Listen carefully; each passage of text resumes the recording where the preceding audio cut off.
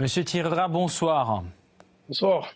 La Cour d'appel de Paris a promis de réexaminer le dossier de Marine Le Pen avant 2026. Est-ce que vous pensez qu'elle a la moindre chance d'être innocentée ou blanchie en appel et de pouvoir se présenter en 2027 ? Tout d'abord, le mouvement de Marine Le Pen a un droit d'appel.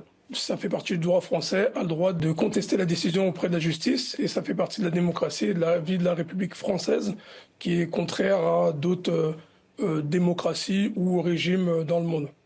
Donc premièrement. Deuxièmement, les faits qui sont qualifiés sont graves. Elle n'est pas toute seule, il y a tous les hauts cadres de son parti, une dizaine de cadres de son parti sont aussi concernés, mais on n'en parle pas.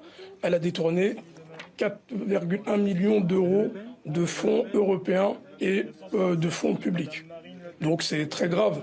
L'exécution d'inéligibilité, elle est à la hauteur de la gravité. Elle n'est pas la seule dirigeante politique à l'avoir eu depuis la loi Sapin 2, à condamner plusieurs hommes et femmes politiques de gauche et de droite à des peines d'inéligibilité et à des amendes, bien sûr, pour ça. Dire que Marine Le Pen a eu un problème et que c'est la seule qui a eu depuis 2017 ce genre de peine, c'est faux factuellement. La justice française ne fait pas de distinction entre la droite et la gauche.